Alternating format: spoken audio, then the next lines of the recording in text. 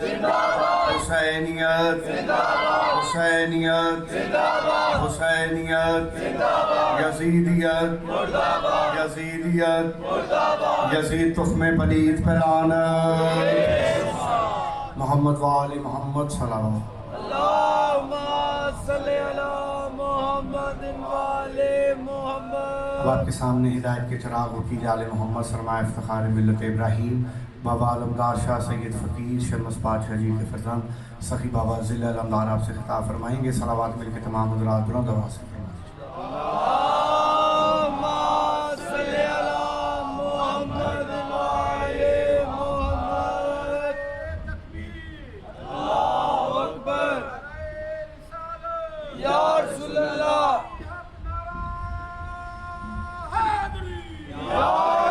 کربلا کی خاک پہ ایک عاشق سجدے میں ہے. کربلا کی خاک پہ ایک عاشق سجدے میں ہے. موت رسوا ہو چکی زندگی سجدے میں ہے. بابا سرکار کی نظر کرتا ہوں. وہ ایک سجدہ علی کا بچ رہا تھا وقت فجر. فاطمہ کا لال شاید اب اسی سجدے میں ہے. تارا کے لال کی ذات میں بلند تر صلوات. اللہم صلی علی محمد وآل محمد. میرے مولانا حسن حسین علیہ السلام. بسم اللہ الرحمن الرحیم. الحمدللہ المعروف رب العالمین والصلاة والسلام علی اشرف الانبیاء والمرسلین وخاتم النبیین ابی القاسم محمد. اللہم صلی علی محمد وآل محمد. لا الہ الا اللہ محمد رسول اللہ وامن عنده علم الکتاب واہل البیت الطیبین الطاہرین المعصومین واہل المتقین. اما بعد فقد قال اللہ سبحانہ تعالیٰ فی قرآن مجید وفی فرقان حکیم وقولہ الحق. بسم اللہ الرحمن الرحیم. ان اللہ علی کل شیء قدیر. صلوات بآواز بلند. اللہم صلی علی محمد وآل محمد. محمد وآل محمد. بلند صلوات. اللہم صلی علی محمد وآل محمد. توجہ ہے آپ صاحبان ہو سکے. سب سے پہلے تو گزارش ہے کہ جب تک بات ہو رہی توجہ منبر کی طرف رکھیے گا تاکہ بات سمجھنے اور سمجھانے میں آسانی پیدا ہو سکے اور جس مقصد کے لیے ہم یہاں پر اکٹھے ہوئے ہیں وہ مقصد بھی پورا ہو سکے. ایک مرتبہ پھر سے مل کر صلوات پڑھنے سے بابا سے بلند. اللہم صلی علی محمد وآل محمد. صرف چند لمحات چاہیے ہمیں تمہید کے طور پر. تو اس کے بعد جو ہوگا وہ آپ کے سامنے. اللہ نے کم و بیش 1,24,000 پیغمبر دنیا میں بھیجے اور ہر نبی کے اوپر ایک ذمہ داری تھی. ہر نبی نے وہ ذمہ داری بخوبی نبھانے کی کوشش کی. انسانوں نے ان نبیوں کو تنگ کیا، پریشان کیا. جب پریشانی نبیوں کی وسعت سے بلند ہوتی گئی ہر نبی نے اپنے خدا سے کہا کہ اے میرے پروردگار یہ اس لائق نہیں ہے جو انہیں دیا جا رہا ہے، لہٰذا تم ان کو نیست و نابود کر. خدا ہر پیغمبر تقریباً ہر پیغمبر کے دور میں اس کی قوم پر عذاب نازل کرتا رہا، لیکن وہ اس کی ایک صفت ہے کہ وہ رحمان ہے. اسے کہتے رہے کہ ہاں ان لوگوں کو تھوڑا سا سمجھاؤ، کہ جو ہم ان لوگوں کے لیے منتخب کر کے بیٹھے ہیں وہ سب سے بہترین ہے، مگر انسان وہ رہا سراسر خسارے میں، نبیوں کو تنگ کرتے رہے، نبی اکتا کر کہتے رہے پروردگار اس لائق نہیں، اے میرے پروردگار اس لائق نہیں ہے کہ ان پر وہ رحمتیں نازل ہوں جو ان پر کی جا رہی ہیں، عذاب پہ عذاب، عذاب پہ عذاب۔ پھر نبی صلی اللہ علیہ وسلم کا دور آیا، انہوں نے 40 سال خاموشی سے دیکھا کہ انسان کیا کر رہا ہے، انسان کے نقص کیا ہے، انسان کی خصلتیں کیا ہیں، جانتے ہیں پر بغور دیکھ رہے ہیں کہ انسان کر کیا رہا ہے۔ انسان اپنے آپ کو مار رہا ہے، اپنوں کو مار رہا ہے، وہ جو کر رہا ہے اس کو یہ لگ رہا ہے کہ جو وہ کر رہا ہے بس وہی صحیح ہے، اس کے علاوہ جو کچھ بھی ہے وہ غلط ہے۔ ہر کسی کا اپنا اپنا ایک قانون ہے۔ نبی صلی اللہ علیہ وسلم نے بغور دیکھا لوگوں کو کہ ہر کسی کا اپنا اپنا ایک قانون ہے۔ 360 بت ہیں، 360 پھر ان بتوں کو سنبھالنے والے، یا بت ان کو سنبھال رہے ہیں یا وہ بتوں کو سنبھال رہے ہیں، وہ ایک علیحدہ بات ہے۔ لیکن پروردگار کے مصطفیٰ نے مسلسل دیکھا، دیکھنے کے بعد جب پتہ چل گیا، جب معلوم پڑا کہ یہ انسان اس قابل ہی نہیں کہ ان کو وہ محمد دیا جائے جو خدا کے پاس ہے۔ غور کیجیے گا ان لفظوں پہ، یہ چھوٹی سی تمہید ہے، اس پہ اگر ہم غور کر پائیں۔ آدم علیہ السلام سے لے کر عیسیٰ علیہ السلام تک ہر نبی نے تبلیغ کی، تبلیغ کے بعد اسے پتہ چلا یہ دنیا اس قابل نہیں ہے جو ان کو دیا جا رہا ہے، اے میرے پروردگار ان پر عذاب نازل کر۔ عذاب نازل ہوتا رہا، نبی صلی اللہ علیہ وسلم آئے، انہوں نے آ کے دیکھا کہ ہاں یہ تو اس قابل نہیں ہے، نہیں ہے نا اس قابل کہ ان کو کچھ دیا جائے۔ تو جب سب کچھ پتہ چل گیا کہ یہ اس قابل نہیں ہے، یہ لوگ برے ہیں، یہ سب کچھ برے لوگ ہیں، جو انسان کی سب سے نچلی جو درجہ ہے، نچلا درجہ، یہ وہاں پر بیٹھے ہیں۔ اس وقت نبی صلی اللہ علیہ وسلم نے ان تمام لوگوں کو اکٹھا کیا جو بڑے بڑے سردار ہیں، 40 کے قریب لوگوں کو اکٹھا کیا جو اپنے قریب کے رشتہ دار تھے۔ ان کو اکٹھا کر کے کہا کہ دیکھو میں آپ کے سامنے ایک دعوت رکھنا چاہتا ہوں۔ کن کے سامنے؟ عرب کے چھوٹے چھوٹے بروں کو اکٹھا نہیں کیا، بڑے بڑے بروں کو اکٹھا کیا۔ بے شک جان آغاز ہی نبی کا مشکل ترین، دعوت حق ان کو دی جا رہی ہے جن کا مذہب کاروبار ہے۔ کسی عام انسان کو، خاص جو اس وقت عرب کے بڑے بڑے تاجر، جو بڑے بڑے سردار تھے، ان کو بلا کر کہا کہ دیکھو میں آپ سے ایک بات کہنا چاہتا ہوں۔ کیا کہنا چاہتے ہو؟ کہ دیکھو میں یہ بتانا چاہتا ہوں کہ خدا ایک ہے اور وہ نظر نہیں آتا، اس نے مجھے رسول بنا کر تم لوگوں کے پاس بھیجا کہ میں تمہیں یہ بتا سکوں کہ تم غلط ہو۔ کن کو بتا رہے؟ جو طاقت کے نشے میں مدہوش، ان کو سب سے پہلے جگانے، جاگو۔ اب انہوں نے کہا، نبی سے نہیں کہا، نبی جس کے پاس زیر کفالت تھے ان کو بلایا، جناب ابو طالب کو بلا کر کہا یہ کیا کہہ رہا ہے، ہم اس کی بات مانیں، یہ تو ہمارے سامنے بڑا ہوا، یہ تو ہمارے سامنے پروان چڑھا، ہمارے سامنے سیڑھیاں چڑھتے چڑھتے بلند پہ، آج اگر یہ بڑا ہو گیا، آج یہ ہمیں بتائے گا کہ ہم ایک ایسے خدا کو مانیں جو نظر نہیں آتا۔ یہ ایک نیا کانسیپٹ تھا ان 40 سرداروں کے سامنے۔ اس سے پہلے جو بھی خدا تھا وہ کسی نہ کسی انداز سے نظر آتا تھا، محسوس کیا جا سکتا تھا۔ انہوں نے کہا کہ تم چاہتے ہو کہ ہم ایک ایسے خدا کو مانیں جو نظر نہیں آتا. نبی نے کہا ٹھیک ہے ایسے ہی. اور یہیں پر بات ختم نہیں ہے. تم اس خدا کو مانو جو نظر نہیں آتا اور جنہیں تم برسوں سے مانتے آ رہے ہو انہیں توڑ دو.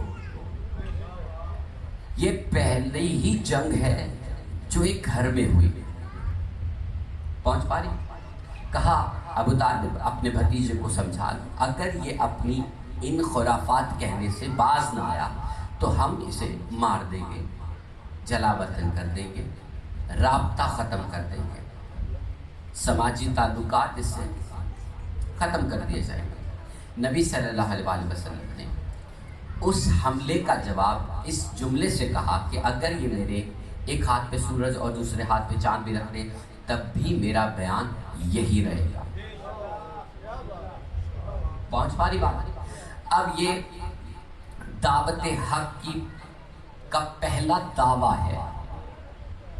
اس پہ اگر ہم غور کر پائیں کیا دعویٰ ہے؟ دعویٰ یہ ہے کہ وہ کہہ رہے کہ ہم تمہیں نقصان پہنچائیں گے.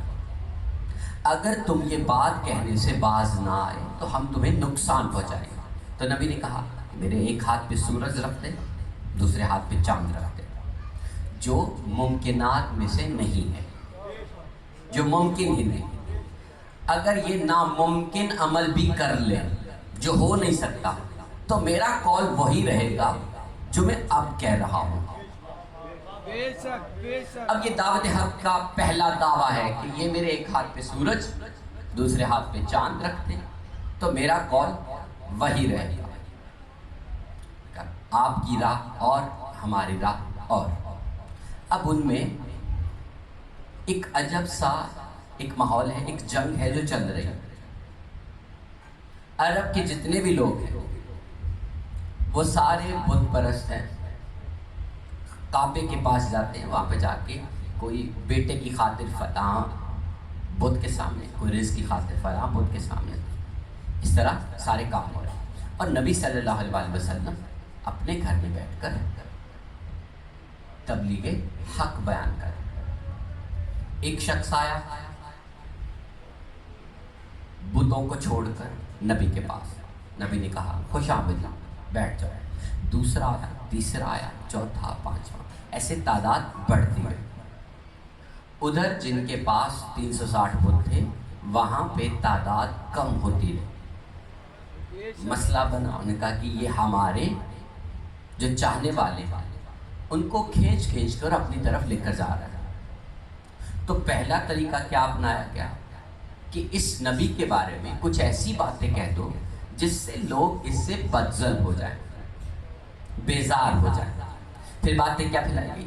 یہ جادوگر ہے، یہ شیر کہتا ہے، اس کے پاس کوئی خدا کی طرف سے کوئی فرمان نہیں ہے. اگر اس کے پاس کوئی خدا کی طرف سے کوئی طاقت ہے یا یہ خدا کی طرف سے بھیجا ہوا ہے تو ہمیں یہ یا تو کوئی فرشتہ زمین پر بلا کے دکھائے کہ یہ دیکھو میں آسمان سے ایک فرشتہ لا کر وہ تمہارے سامنے ایک دلیل دے گا. اب نبی صلی اللہ علیہ وآلہ وسلم نے کوئی فرشتہ نہیں بلوایا. نبی نے کہا کہ میری ذات کی گواہی کے واسطے وہ کیوں آئے گا جس نے برسوں پہلے میرے شاگرد کے سامنے سجدہ کیا.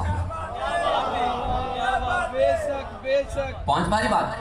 ان کا مطالبہ کیا ہے؟ یا تو کوئی فرشتہ آئے وہ ہمیں بتائے، ہم تسلیم کریں. وہ جس بھی فرشتے کو بلائے وہ ہے اس فرشتے کی مدد لینا.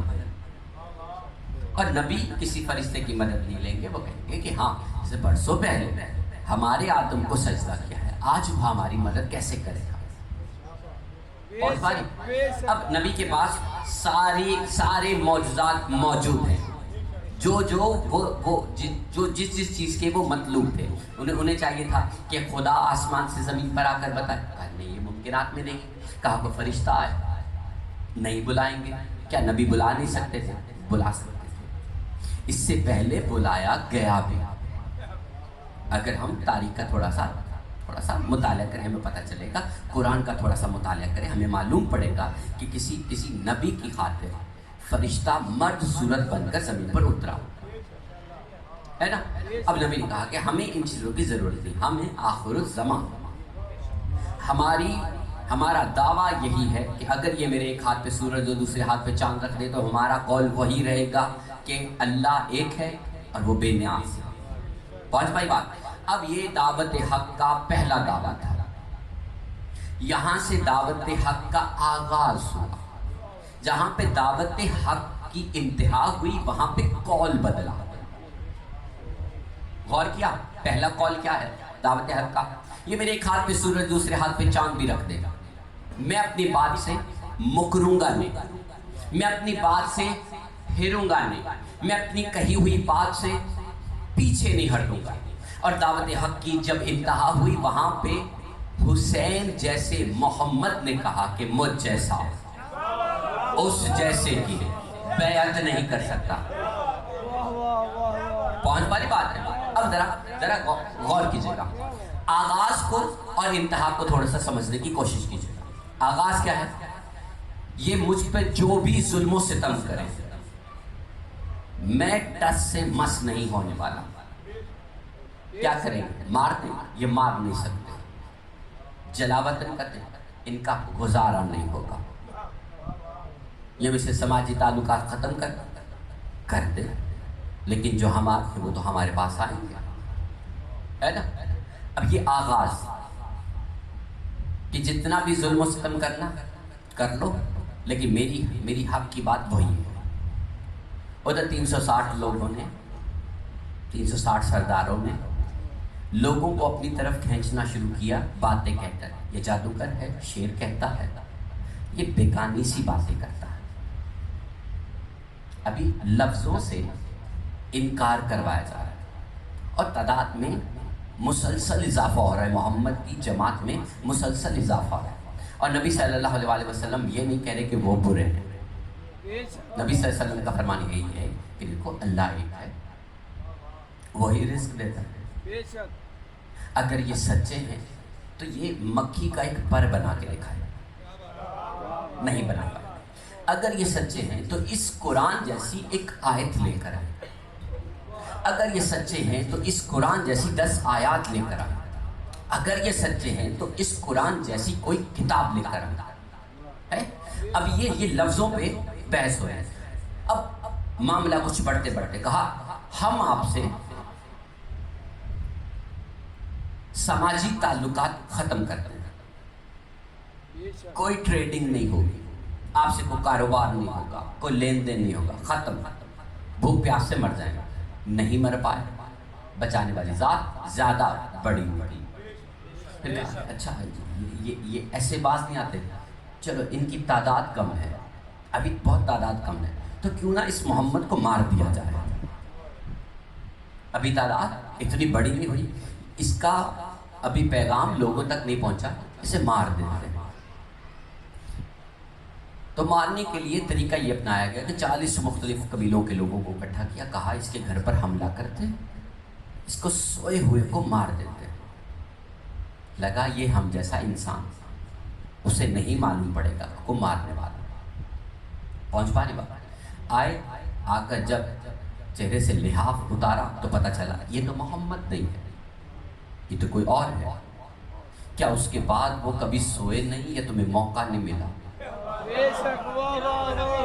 پہنچ پانے والا اب انہیں معلوم پڑ گیا اس کو سوئے ہوئے مارنا ناممکن ہے، کیوں نہ اس کی تعداد ابھی بھی کم ہے۔ کتنی تعداد ہے اس کے چاہنے والوں کی؟ 313۔ اس سے زیادہ تو ہمارے پاس سردار ہے، ہر سردار کے پیچھے بہت ساری تعداد ہے، ہمارے پاس 10,000 کا لشکر بنتا ہے ملا کر۔ جو سپاہی ان کے پاس وہ جو 313 ہے نا، وہ سارے سپاہی نہیں ہیں، کوئی کھیتی باڑی کرتا ہے، کوئی لکڑی کا کام کرتا ہے، کوئی کچھ کرتا ہے، چھوٹے موٹے کام کرتا ہے۔ یہ جنگجو نہیں ہے، کیوں نہ اسے جنگ کر کے اسے مار دیا۔ بدر کے کنویں کے قریب دونوں فریقین اکٹھے ہوئے، جنگ ہوئی۔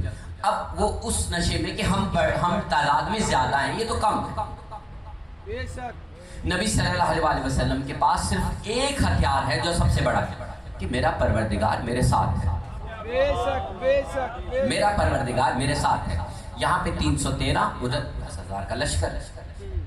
ایک گمسان کی ایک جنگ ہوئی، اس کے نتیجے میں کیا ملا کہ 70 کے قریب ادھر مر گئے اور 70 ہی کے قریب قید کیا۔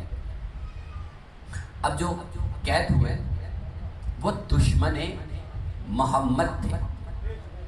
نبی صلی اللہ علیہ وآلہ وسلم کا ان کے ساتھ رویہ کیا ہے، اس کو پہلے ذرا غور سے سمجھے گا۔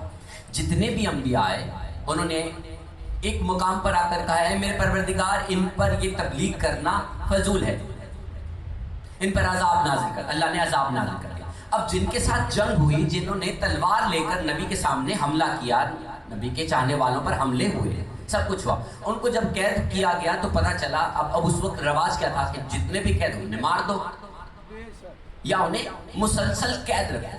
نبی صلی اللہ علیہ وآلہ وسلم نے اپنا ایک پوائنٹ آف ویو سامنے رکھا، اپنی ایک شریعت سامنے رکھی، اپنا ایک قانون سامنے رکھا جس سے 313 کی تعداد بڑھ کر اور زیادہ ہوگی۔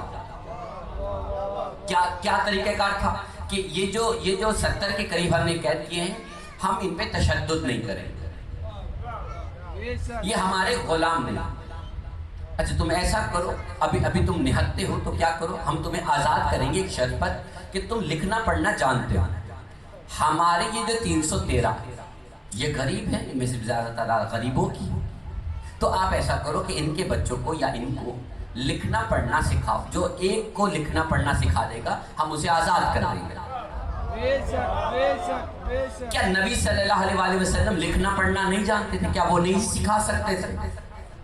پہنچ والی بات۔ اب اس میں نبی صلی اللہ علیہ وآلہ وسلم کا ایک طریقہ کار سمجھنے کی کوشش کیجیے۔ کیا طریقہ کار ہے کہ وہ جو کافر ہمارے مسلمانوں کو لکھنا پڑھنا سکھائیں گے، اس پورے عرصے میں وہ دیکھ پائیں گے کہ مسلمان کیا ہے،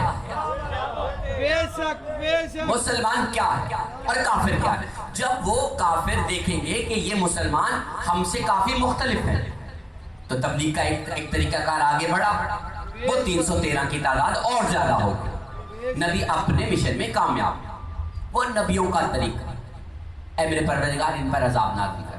میرے نبی نے تو کہیں نہیں کہا کہ اس پہ عذاب نازل کر۔ پہنچ پائی بات۔ اب چلتے چلتے ان کو شکست ہوئی۔ اب وہاں پر ایک کوہرام سا مچا، کفار میں، کیونکہ بڑے بڑے برج گرا دیے گئے، وہاں پہ ایک صف ماتم بچھا، اور وہ بدلہ لینے کی خاطر، اپنے خدا بچانے کی خاطر نہیں، اپنا بدلہ لینے کی خاطر انہوں نے کہا کہ ہم احد کا میدان سجائیں گے۔ اب بات جھوٹے خدا اور سچے خدا کے درمیان نہیں رہی، بات رہی ہمارے بڑوں کو مارا گیا، ہم اس کا بدلہ لیں گے۔ نبی کی طرف سے اگر کوئی شہید ہوا، نبی نے کہا ہم بدلہ لیں گے، یہ تو شہید ہیں، خدا کے ہاں سے یہ رزق لیتے۔ اب طریقہ کار کیا بدلا؟ ہمارے بڑوں کو مارا، ہمارے ستونوں کو گرایا، ہم اس کا بدلہ لیں گے، آؤ احد کا میدان سے جاتے۔ اب نبی نے دنیا کے سامنے ایک پیغام رکھا کہ یہاں پہ جھگڑا اب جھوٹے خدا، دو خداؤں کے درمیان نہیں ہے، شخصیات کا جھگڑا پڑ گیا کہ ہمارے بڑے کو مارا گیا، ابو لہب کو مارا گیا، تو ہم اس کا بدلہ لیں گے۔ کیا لیں گے؟ بدلہ۔ ابو جہل کو مارا گیا، ہم اس کا بدلہ لیں گے۔ ابو جہل نہ تو کوئی جھوٹا خدا ہے، نہیں نا، انسان ہے۔ جھگڑا تم نے شروع کیا، مارا گیا، اب کیا ہے؟ بدلہ لیں گے۔ بدلہ کس نوعیت کا لیں گے؟ دھوکے سے ماریں گے اسے جس نے ہمارے سردار کو مارا۔ جانتے ہیں کہ حمزہ مقابلے میں مارا نہیں جا سکتا، اس کو آہستہ آہستہ سمجھنا۔ حمزہ، جناب حمزہ مقابلے میں مارے نہیں جا سکتے، تو دھوکے سے ماریں گے۔ یہ کافروں کی پہلی سازش ہے کہ جس نے ہمیں نقصان پہنچایا اس کو مقابلے میں ہرانا مشکل ہے، دھوکے سے مارتے ہیں۔ دھوکے سے مارا۔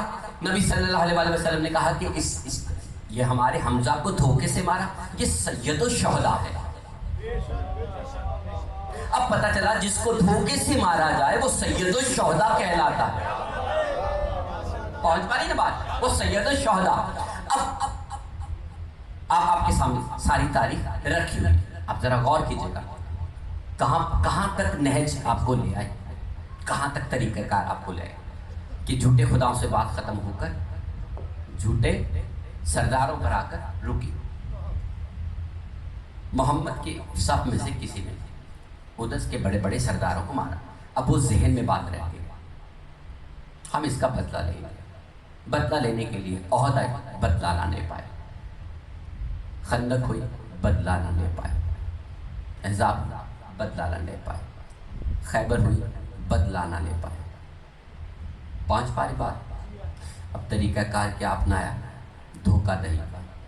کیوں نہ ان میں شامل ہو کر ان کو شکست دی جائے۔ فتح مکہ ہوئی، کئیوں نے کلمہ پڑھ لیا اور وہ دکھاوے کا تھا۔ قرآن میں سورہ منافقون آ گئے۔ منافق کیا ہے؟ جھوٹے وعدوں سے، جھوٹے طریقے سے تم میں شامل ہو کر تم پر حملہ کر دیا۔ اب شامل ہو گئے اور مسلمان ہوئے۔ اب ان مسلمانوں نے آہستہ آہستہ مسجدوں میں اپنے قدم جمانے شروع کیے۔ 11 ہجری کو نبی صلی اللہ علیہ وسلم دنیا سے رخصت ہوئے۔ 61 ہجری وہ جن کے بڑوں کو محمد کے بڑوں نے مارا تھا۔ جملہ تھوڑا سا سمجھنے کے لیے مشکل ہے، لیکن ذرا غور سے سنیے گا۔ ان کے بڑوں محمد کے بڑوں نے مارا۔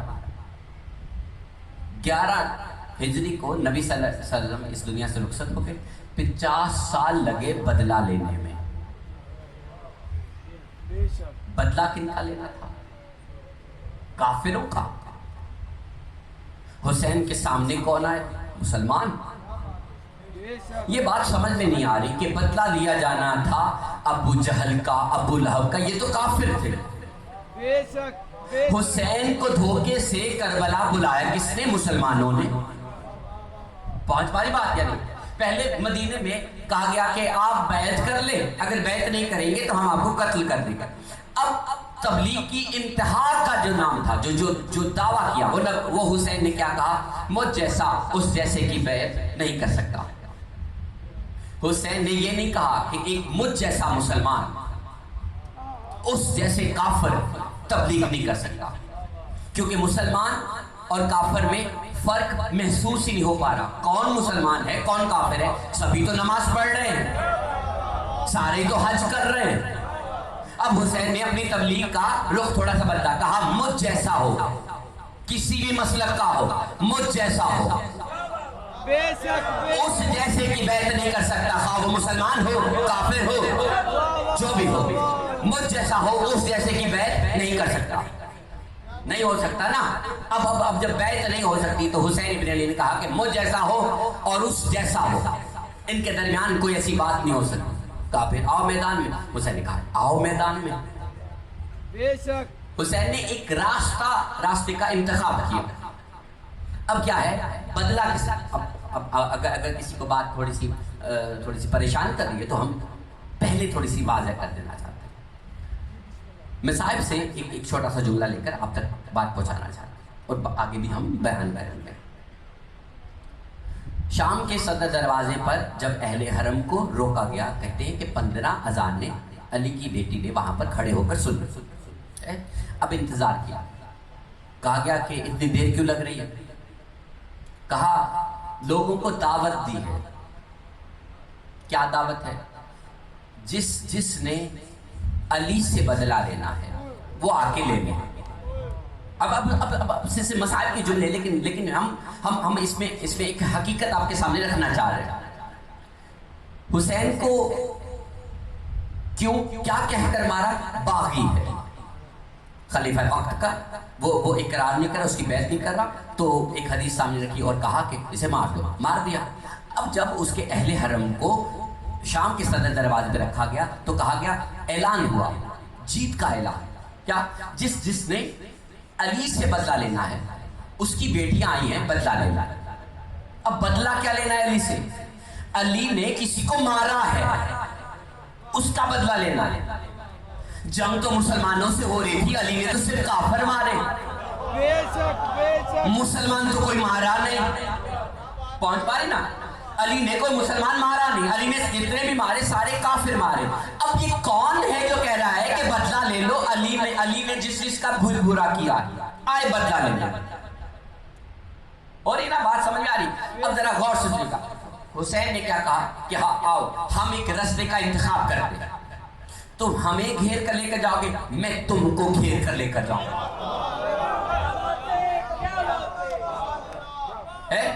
اب مسلمانوں کی تعداد دو بڑے شہروں میں، ایک ہے مدینہ ایک ہے مکہ۔ مدینے سے کربلا سیدھے چلے جاؤ، لیکن حسین نے انتخاب کیا کہ جو مکے میں مسلمان ہیں کہیں وہ یہ نہ کہہ دے کہ ہم سے تو پوچھ کر نہیں گئے، ہم کو تو بتا کر نہیں گئے۔ حسین نے 6 ماہ لگے، وہاں پہ 5 ماہ یا 5 ماہ 6 ماہ مکے میں گزارے، وہاں پہ قیام کیا، وہاں پہ کچھ عرصہ گزارا۔ کون رہتا وہاں؟ مسلمان۔ حسین نے سارے مسلمانوں کو اکٹھا کر کے کہا کہ دیکھو یہ میں حج کو عمرے میں تبدیل کر رہا ہوں۔ بے شک۔ کیوں کر رہا ہوں؟ کیونکہ حرمت بیت اللہ پامال نہ ہو، کیونکہ لوگ اپنے احراموں میں تلوار اور خنجر چھپائے ہوئے ہیں اور میرے قتل پر آمادہ ہیں۔ میں اس گھر کی حرمت کو پامال نہیں کرنے والا، میں یہاں سے جا رہا ہوں۔ بے شک۔ پہنچ پا رہی؟ اب کعبے کے ارد گرد جتنے بھی لوگ ہیں مسلمان ہیں، جو چھوڑ کر جا رہا ہے وہ مسلمانوں کے نبی کا نواسا ہے نا۔ اب جب وہ حج کو عمرے میں تبدیل کریں گے، وہ مکہ چھوڑ کر مدینے نہیں جا رہا، کوفہ کی طرف جا رہا۔ حسین نے پیچھے مڑ کر دیکھا، کوئی بھی حج کو چھوڑ کر میرے ساتھ نہیں آ رہا۔ حسین نے بتا دیا کہ دیکھو یہ اس وقت جنگ مسلمان اور کافروں کے درمیان ہے، یہ احرام باندھے کھڑے ہیں، یہ مسلمان اگر ہوتے تو میرے ساتھ چلتے۔ پہنچ پا رہی؟ مسئلہ ایک بیان کیا جاتا ہے کہ جب سب نے بیعت کر لی تو حسین نے کیوں نہ کیا۔ اس کا دوسرا رخ یہ ہے کہ اگر حسین نے بیعت نہیں کی تو باقیوں نے کیوں کی؟ بے شک۔ ہے نا؟ اب جھگڑا کس بات پر ہے کہ بیعت کا سوال ہے، اور نبی کا حسین کہہ رہا ہے کہ میں بیعت نہیں کروں گا، میں مدینہ چھوڑ دیتا ہوں۔ لو میں نے مکہ چھوڑ دیا، اپنا نانا چھوڑا، مکے میں آ کے خدا کو چھوڑ دو، چلے جاتے ہیں۔ آگے گئے، رستہ روکا گیا، کہا آؤ پہ۔ کہاں؟ جنگل میں، کسی شہر میں نہیں، جنگل میں قیام کیا۔ شہر میں قیام کرنے سے میں اور جنگل میں قیام کرنے میں ایک فرق ہے۔ بے شک۔ جنگل میں وہ آئے گا جس کو واقعی ضرورت ہے۔ بے شک بے شک۔ کیا بات، کیا بات۔ پہنچ پا رہی بات؟ پہنچ پا رہی؟ یہ بات سمجھ میں آ رہی ہے؟ اچھا، ہم ایک چھوٹی سی مثال سے ایک بات واضح کر دینا چاہتے ہیں۔ ایک فقیر کا چھوٹا سا فرمان وہ آپ کے سامنے رکھنا چاہتے ہیں۔ کوئی فقیر ہے اور اس نے اپنی قبر کو بہت سیڑھیاں نیچے اتار کر بنوایا۔ پہنچ پا رہی؟ کسی نے سوال کیا کہ آپ اتنا نیچے اپنی قبر کیوں بنا رہے ہیں؟ کہا کہ اگر یہ سرزمین پر برابری پر تو پتہ نہ چلے کون مجھے ملنے آیا ہے اور کون مجھے ملنے نہیں آیا۔ اب ذرا اگر بات سمجھ میں آ گئی تو بات کو ذرا غور سے سمجھیں۔ اگر حسین کوفے میں چلے جاتے تو پتہ نہ چلتا حسین کے ساتھ کون تھا اور حسین کا ساتھ دینے والا کون نہیں تھا۔ حسین چلے گئے جنگل میں کہ اب اپنے گھر کو چھوڑو، آؤ میں یہاں پر بیٹھا ہوں۔ اب جو بھی آئے گا پتہ چلے گا یا تو وہ میرے لیے آیا ہے یا وہ یزید کے لیے آیا ہے۔ پہنچ پا رہی بات ہے نہیں؟ اب حسین نے کربلا میں میدان سجایا، وہاں پر خیمے لگائے، اور ڈر اور خوف ہے ہی نہیں ہے نا، بالکل بھی ڈر اور خوف نہیں۔ کیا حسین نے جنگل میں اپنا ایک نظام پورا چلا دیا؟ کیا ہے؟ خیموں کی ترتیب ہے، نہر فرات کے قریب خیمے لگائے. اب ذرا غور کیجیے گا، آدم سے عیسیٰ تک ہر نبی نے کہا اے میرے پروردگار یہ ان پر تبلیغ کا کوئی اثر نہیں، ان پر عذاب نازل کر. بے شک اللہ نے کہا لو ہم عذاب نازل کرتے ہیں. اکتا گئے ان سے، لو عذاب نازل کرتے ہیں. حسین آئے کربلا میں، ادھر سے فوج کا ایک دستہ آیا، ایک اور دستہ آیا. اب اتنی تعداد بڑھ گئی کہ 9 لاکھ، 10,000 نہیں، 20,000 نہیں، لاکھ نہیں، 9 لاکھ لوگ وہاں پر جمع ہو گئے. انہوں نے 7 محرم کو کہا حسین اپنے خیمے یہاں سے اکھاڑو اور دریا کی ترائی سے ذرا دور لے جاؤ. حسین نے کہا لے جاتے ہیں. حسین نے ایک دفعہ نہیں اپنے پروردگار سے کہا ہے میرے پروردگار ان پر تبلیغ کرنا فضول ہے، بے شک ان پر عذاب نازل کر. بے شک میں سب کو اکٹھا کر لایا ہوں، عذاب نازل کر ان پر. نہیں کہا نا، نہیں کہا نا. اب کیا حسین نے کہا ہم اپنے خیمے اکھاڑ کر ادھر لے جاتے ہیں. عباس نے اپنے قبضہ تلوار پہ ہاتھ رکھا، کہا کس نے خیمے اکھاڑنے کا کہا؟ جس میں جرت ہے وہ مجھ سے بات کرے. حسین نے اپنے عباس کے جلال کو ایک جملے میں روک دیا، بے شک روک دیا. عباس ہم لڑنے نہیں آئے، ہم چہرے سے نقاب ہٹانے آئے. کافر کون ہے، مسلمان کون ہے، ہم تو چہرے سے نقاب ہٹانے آئے. اب سب حسین نے خیمے اکھاڑے اور ترائی سے دور. کتنا دور؟ اتنا دور کہ جہاں سے عباس پانی نہ لا سکے. 5 باری. اور حسین نے اپنے پروردگار سے کوئی بات نہیں کی کہ پروردگار یہ دیکھ کیا کر رہے ہیں. حسین کو پتا ہے کہ اب اگر انہوں نے یہاں سے خیمے اکھاڑنے کا لیا، 2 محرم کو وہاں سے اکھاڑنے کا حکم دیا ہے، اگر میں نے مان لیا تو اگلا ان کا حربہ ہوگا کہ پانی بند کر، پانی بند کرنا چاہتا ہے. نواز رسول پر کر دو. ہم اپنے خدا سے نہیں کہیں گے کہ پروردگار ان پر تبلیغ کا کوئی اثر نہیں، عذاب نازل کر. نہیں، ہم نہیں کریں، ہم یہ دعا نہیں کریں گے. اگر ایسی دعا کر دے تو آدم میں اور مجھ میں فرق نہیں ہے. یہ دعا کر دے تو نوح اور مجھ میں فرق نہیں ہے. ابراہیم اور حسین کے درمیان کوئی فرق نہیں رہے گا. عیسیٰ اور حسین کے درمیان کوئی فرق نہیں رہے گا. اور حسین نے کہا ہم اس اپنے پروردگار سے نہیں کہیں گے. خیمے اکھاڑ کے پیچھے پانی بند ہوا. حسین نے کہا پرواہ کوئی نہیں. نہ حسین کو پرواہ کہ پانی بند ہوا، نہ حسین کے کسی بچے کو پرواہ کہ پانی بند ہوا.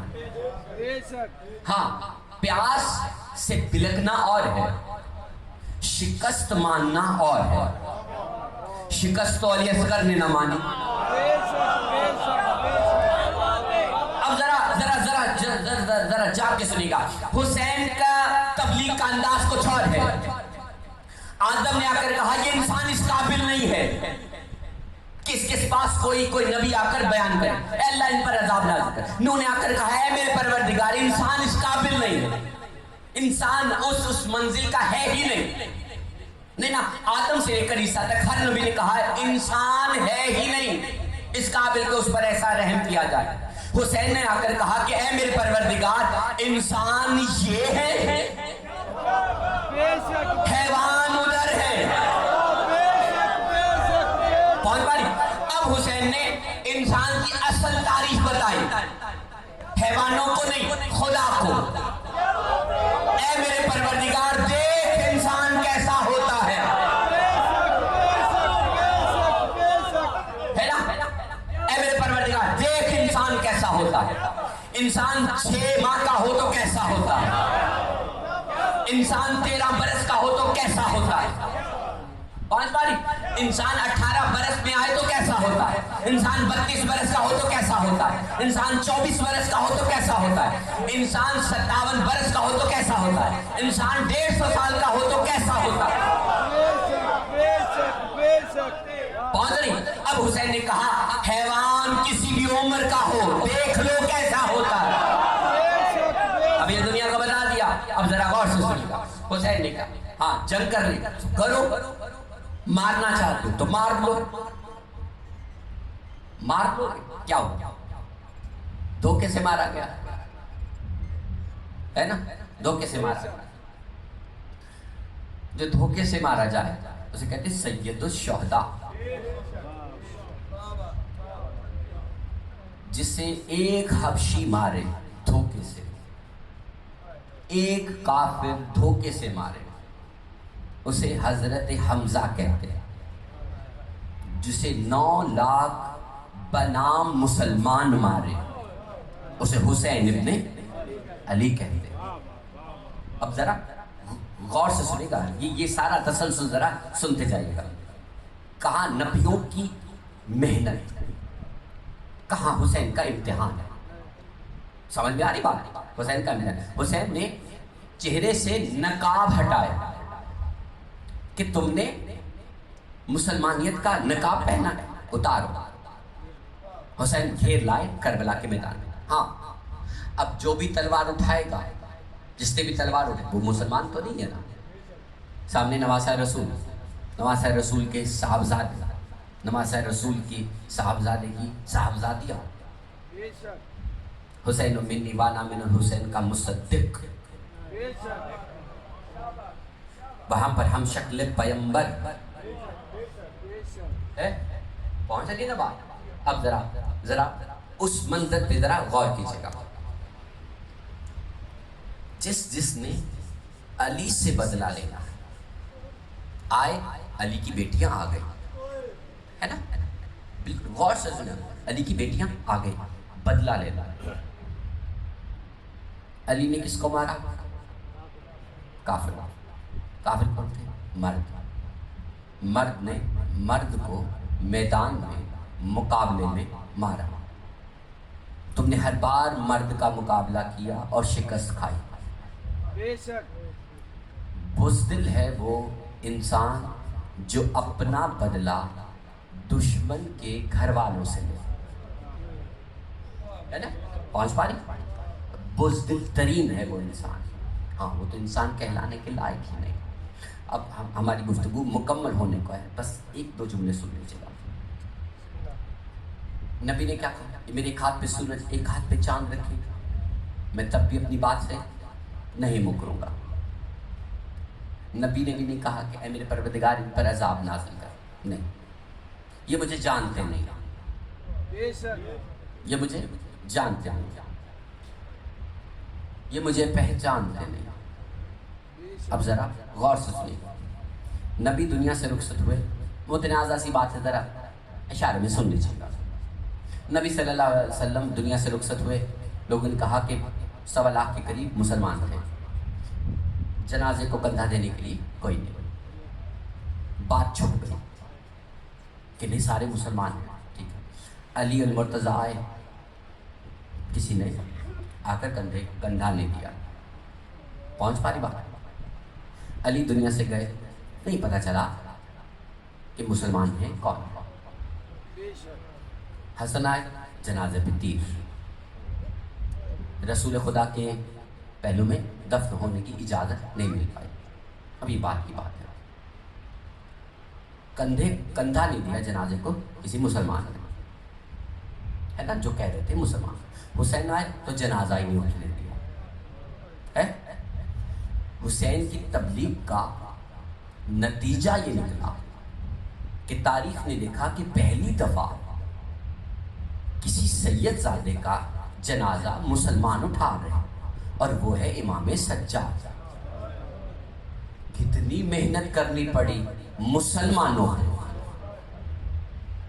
کہ سید زادے کا جنازہ اٹھایا جائے۔ اب مسائل کی طرف آنا چاہ رہے، اگر ہمارا پیغام پہنچ چکا ہو تو مسائل کی طرف آنا چاہ رہے۔ ایک چھوٹی سی بات عرض کرنا چاہ رہے، ہم سید ہیں، علی کی نسل سے۔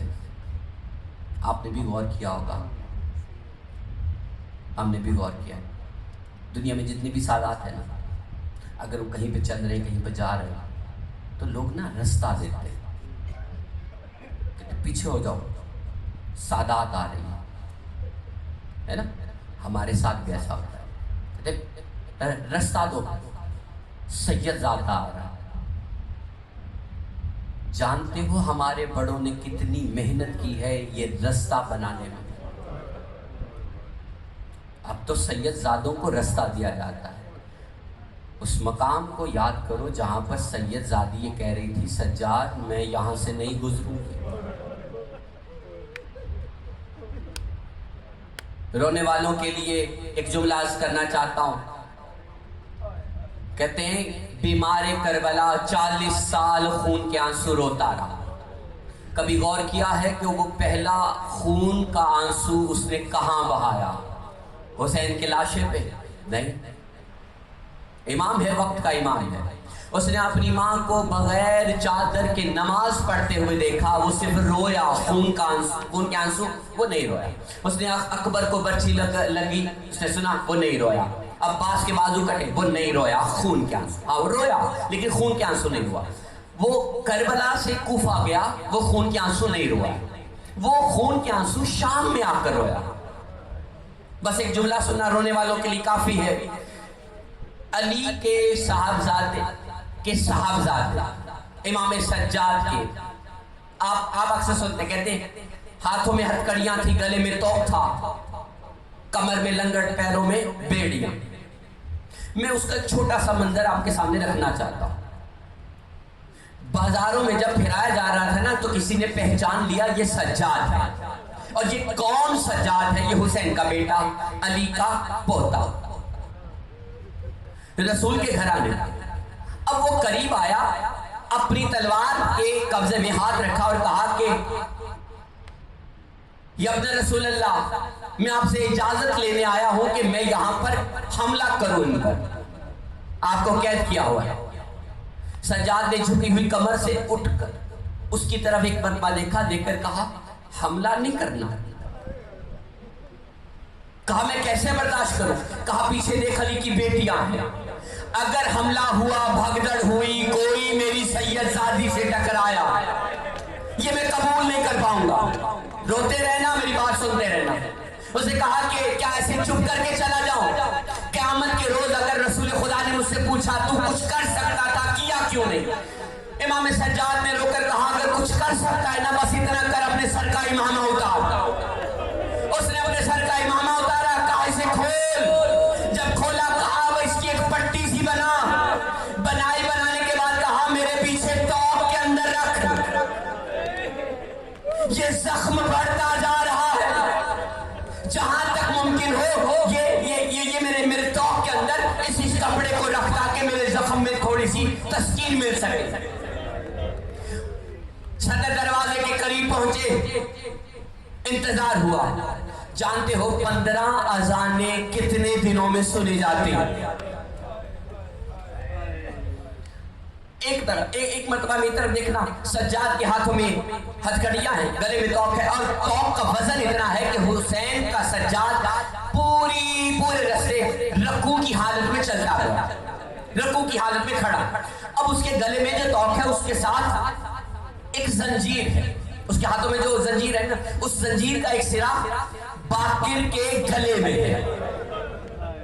جیسے ہی وہ تھوڑا سا اوپر ہوتا ہے، بیٹا رو کر کہتا ہے بابا جھک، میری کمر میں درد ہو رہا ہے، بابا مجھے تکلیف ہو رہی ہے، ذرا اٹھ کھڑا.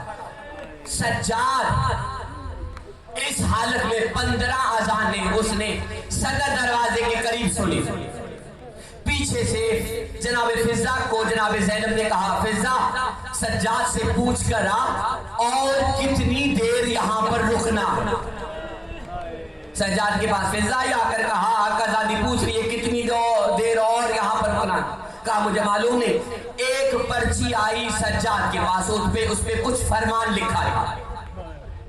سجاد نے وہ پرچی پڑھی، وہ فرمان پڑھا اور رونا شروع. اس پہ جانتے ہو کیا لکھا تھا؟ اس پہ لکھا تھا کربلا سے یہاں تک زینب سواری پر بیٹھ کر آئی، اب یہاں سے آگے زینب پیدل چلے گئی. ابھی دروازہ بند ہے صدر دروازے کا. سجاد نے کسی سپاہی کو اپنے قریب بلایا، کہا دروازہ کیوں نہیں کھولتے، آگے کیوں نہیں لے کر جاتے؟ کہا ہمارے امیر نے ایک فرمان جاری کیا ہے، دنیا کے جتنے بھی لوگ ان کو بلایا ہے جو آ سکتے. सबसे कहा कि जिसने अली से बदला लेना है, अली की बेटी आई है, बदला ले लो। अब उसकी तैयारियां हो रही हैं, शराबें तकसीम हो रही हैं। अब जैसे ही दरवाजा खुला, सज्जाद ने क्या देखा कि छतों पे औरतें चढ़ी हुई हैं, उनकी झोलियों में पत्थर है, नीचे 3000 के करीब तमाशाई खड़े हैं और उनके हाथों में शराब है। और फरमान क्या जारी हुआ, ज़ैनब पीछे सवारी पे बैठ कर आई है, अब यहां से पैदल चलेगी। ज़ैनब ने जब सुना, ज़ैनब को जलाल आया, कहा सज्जाद मैं यहां से पैदल नहीं चलूंगी, मैं यहां से पैदल नहीं चलूंगी, ये बनवायाम है, मेरे सर पे चादर नहीं। ज़ैनब ने इनकार किया। फरमान ये हुआ, अगर ज़ैनब ना चले, सज्जाद को ताज़ियाने मारो, उतनी देर मारो जितनी देर ज़ैनब चलती नहीं है। सज्जाद को ताज़ियाना लगा। सज्जाद हर ताज़ियाने पे कभी कहता असगर का सदका, कहीं पे सकीना का सदका कहता गया। वो जिस ज़ैनब ने कहा था सज्जाद मैं नहीं चलूंगी, उसने कहा छोड़ो मेरे भतीजे को, मैं कब बताओ कहां चलना है। अब ज़ैनब ने चलना शुरू किया, लोगों ने अली का बदला लेना शुरू किया। मेरा जुमला सुनना, बदला लेने से पहले सज्जाद ज़ैनब को पहचानता था। ज़ैनब सज्जाद को जानती थी, सज्जाद ज़ैनब को पहचानते थे। अब जो बदला लिया ना उम्मत ने, जानते हो कैसे लिया? किसी ने पत्थर मारा, किसी ने पत्थर मारा, किसी ने आग फेंकी, किसी ने उबलता हुआ पानी फेंका। सज्जाद खड़ा हुआ देखता रहा। ज़ैनब बाप का बदला देती रही, ज़ैनब बाप का बदला देती रही। एक चौराहे पे ज़ैनब को खड़ा किया गया, कहा जिसने अली का बदला लेना है, अली की बेटी आई है, बदला ले लो, अली की बेटी आई है, बदला ले लो। एक जुमला कहना चाहता हूं, अली ने किसी मुसलमान को नहीं मारा था, अली ने किसी मुसलमान को नहीं मारा था। सारी उम्मत इकट्ठी हुई है अली का बदला लेने के लिए। जब बदला मुकम्मल हुआ ना, ज़ैनब आई सज्जाद के पास, सज्जाद के पास आकर कहती है, 24 साल के बूढ़े शख्स से कहती है, ए बूढ़े शख्स मेरे सज्जाद को कहीं देखा है?